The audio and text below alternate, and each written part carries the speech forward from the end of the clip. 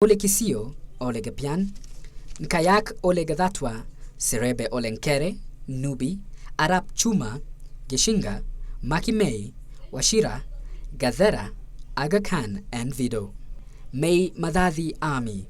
This operated in Mount Kenya Forest under the leadership of Generals China, Tanganyika, Roi, Ashira, Kasam, Kubukubu, Mwariama, Simba, Martin, Baimunge, Gatunga, Batabatu, and Githe.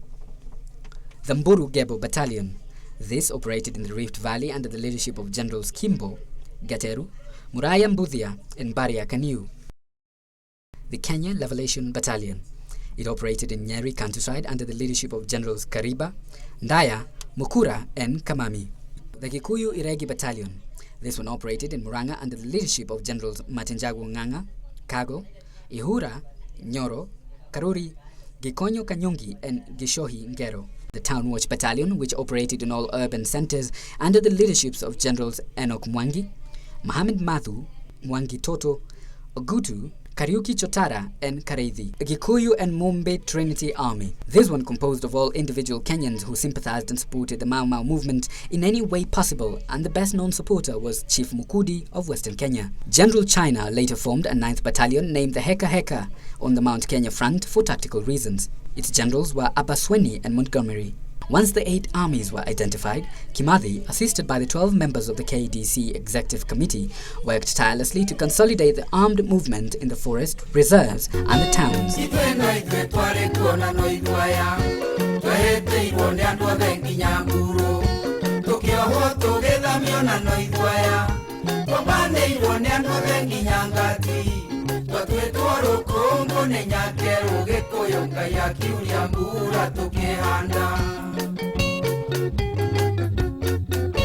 Andwaito moti korone hinya kendo kyo manyo thingu wa mwere na wendo wa ngai urumenya mbo hinya witu umagokore ngai aria tongoretie matingiura gikuyu nitwitware kuona no ithwaya.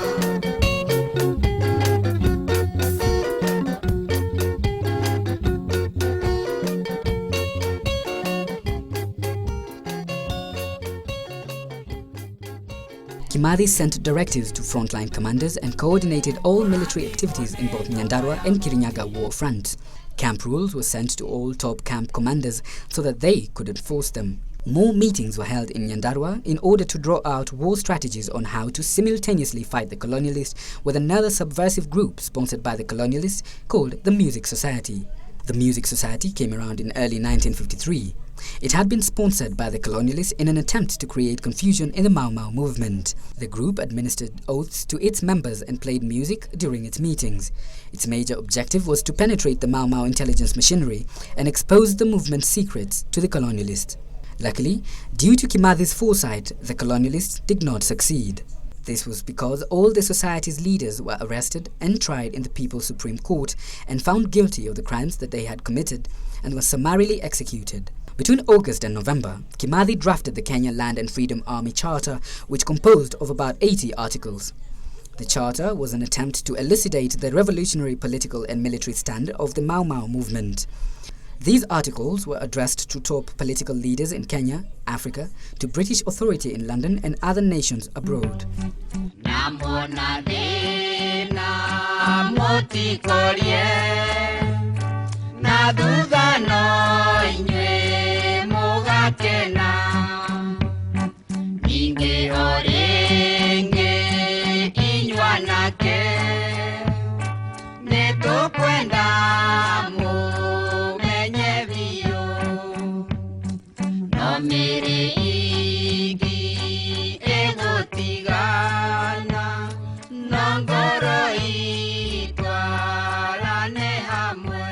Great battles took place between 1953 and early 1954 when the Mau Mau and the British were at their strongest. But the death of General Matenjagu in December 1953 and the capture of General China on 15th of January 1954, the death of General Kago in April 1954, and the increasing friction of Kimathi and Madenge over leadership wrangles began to take a toll on the revolutionary movement.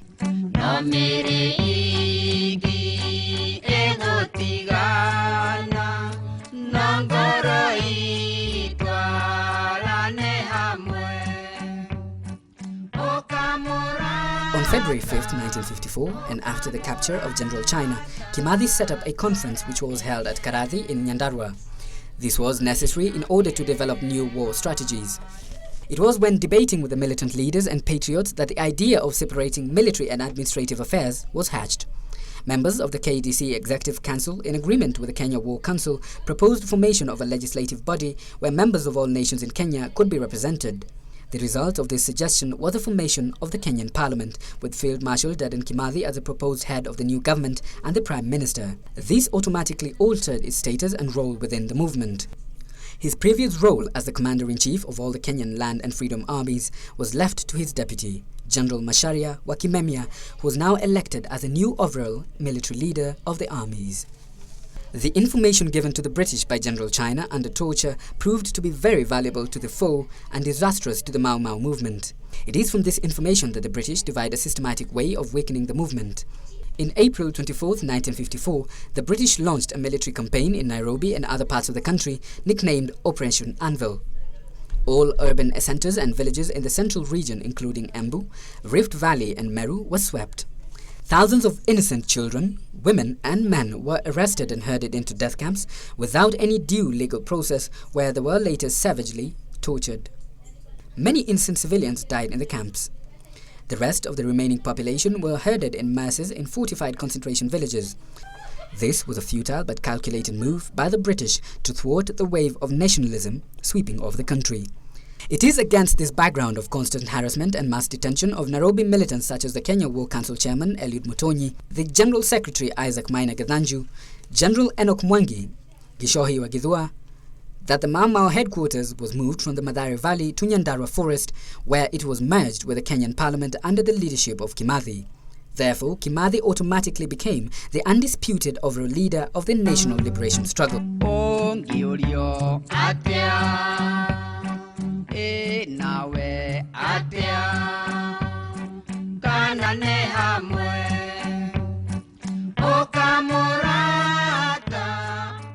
Though the Land and Freedom Army had made a lot of progress in the weakening of the colonial regime, the matters were not all right in the forest, as Kimathi and Mathenge's distrust and suspicion deepened. On the 18th of January 1955, the Governor-General of Kenya, Sir Evelyn Baring, offered an amnesty to Mau Mau activists.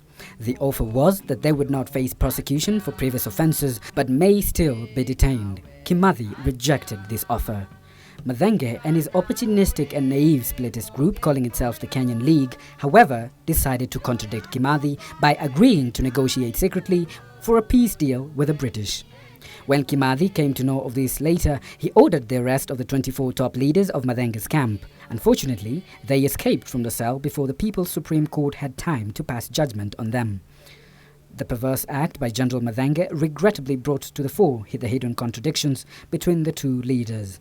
This leadership wrangle is what split the Mau Mau army right in the middle and consequently weakened its resistance against the British.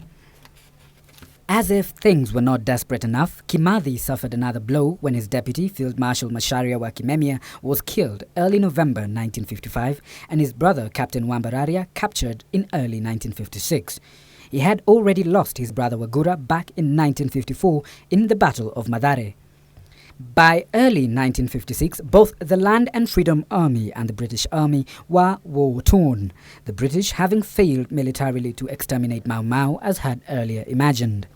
From as early as 1953, they had begun to change tactics and reluctantly had begun to conduct minor constitutional reforms such as the Oliver Littleton Constitution of March 4, 1954, then the Swinnerton Agricultural Scheme in late 1954, but as the war dragged on, they began making desperate and hasty constitutional changes.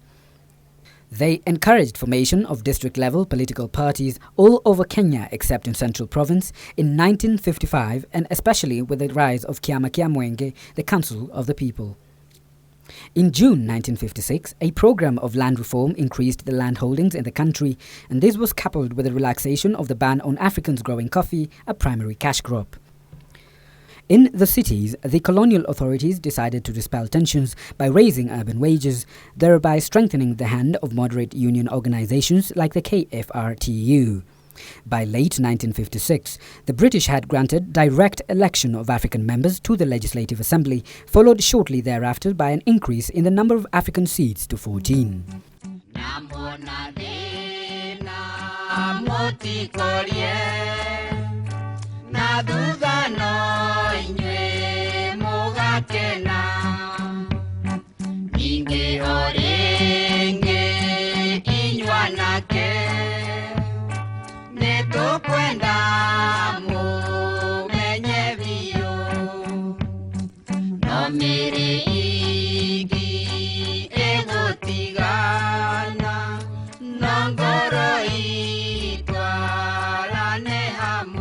On the dawn of 20th of October 1956, Field Marshal Dedan Kimathi was shot and captured by two home guards, namely Ndirangu Mau and Jogingatia, at the edge of the Nyandarua forest near Jogoine. He was then tied up and taken to Kahigaine Home Guard Post before being taken to Ihururu Chief's Camp and later to the Nyeri General Hospital for the treatment of the bullet wound. Kimathi was later taken to a British kangaroo court where a stage-managed trial was performed. He was charged with the crime of possessing a firearm and sentenced to death by a senior colonial agent named O'Connor on November 26, 1956. Kimathi later appealed his case before the Court of Appeal for East Africa on December 27, 1956, where it was summarily dismissed. He went further to forward a petition to the British Privy Council but never succeeded. Kimathi was savagely murdered on Sunday of February 18, 1957 by the British and his body buried in Committee Prison. Today, his body still lies buried in an unknown location in Committee.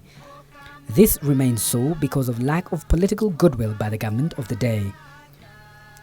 After the capture of Kimathi in October 1956 and his gallant refusal to surrender to the British, the overall leadership of the Land and Freedom Army passed down to Field Marshals Musa Mariama and Bainunge. The headquarters consequently shifted from Nyandarua to the Mount Kenya front. The overall command of armies on the Nyandarua war front was left to General Muthoni.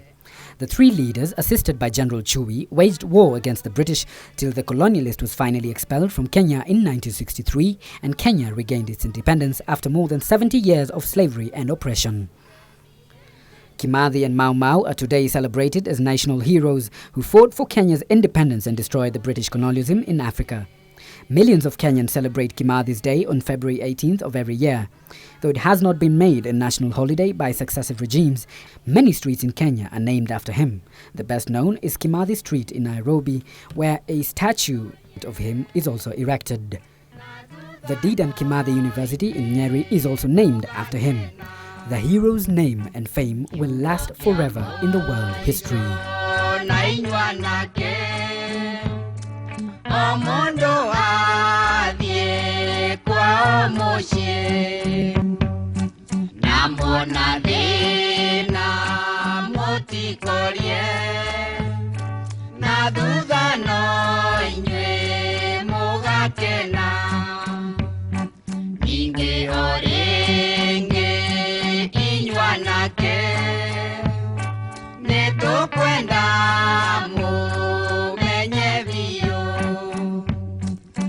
Mere igi egotigana Nangoro itwalane hamwe Okamorata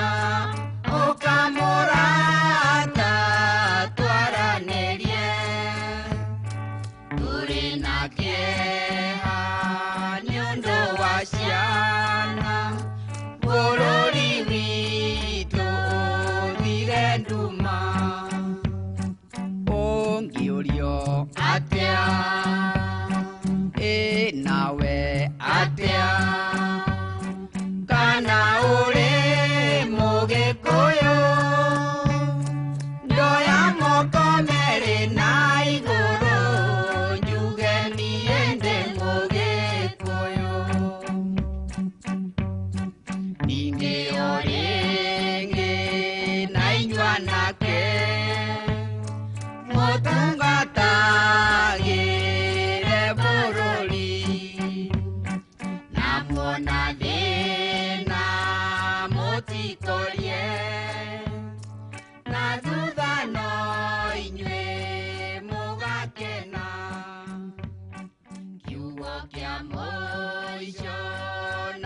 mwanake o mundu